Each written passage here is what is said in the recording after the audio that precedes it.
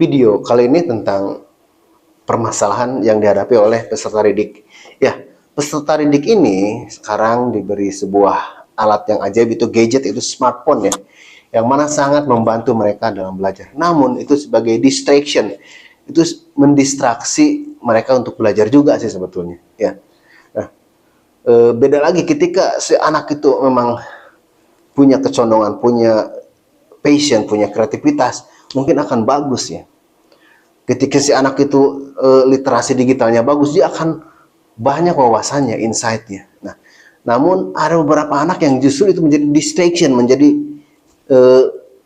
hal yang mengganggu dia, ngedistract dia. Misalkan ya, yang harusnya dia belajar, malah dia sibuk main game gitu, sampai lupa waktu, ya, dan lain sebagainya. Bahkan ada orang tua yang memberitahu kepada kami bahwa anaknya itu main smartphone sampai subuh seperti itu. Nah, hal seperti itu ngedistract kepada pola belajar mereka. Jadi ada beberapa anak yang memang tidak sanggup bagaimana mengelola smartphone tersebut. Nah, ini menjadi sebuah masalah besar bagi kita semua ya. Karena hal ini bukan untuk ditutup ya. Seperti misalnya ada sebuah kelompok yang ingin menutup sebuah bioskop ya. Namun pemimpin kelompok itu berkata bahwa di masa yang akan datang bioskop ini akan hadir di rumah-rumah. Bahkan sekarang hadir di tangan-tangan kita. Jadi bukan untuk menutupnya.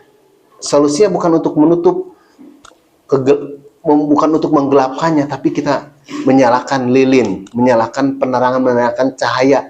Bagaimana kita bisa hidup berdampingan ya.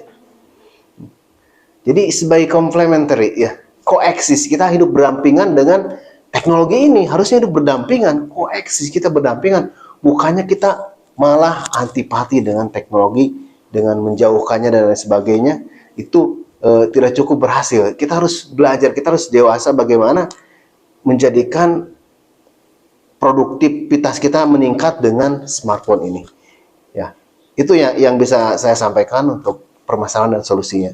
Itu kita hanya perlu mengarahkan, kita hanya perlu memprogram bagaimana kita menghasilkan karya-karya, kita menyelesaikan banyak tugas dengan bantuan teknologi. Semoga ada manfaatnya. Sampai bertemu lagi di video berikutnya.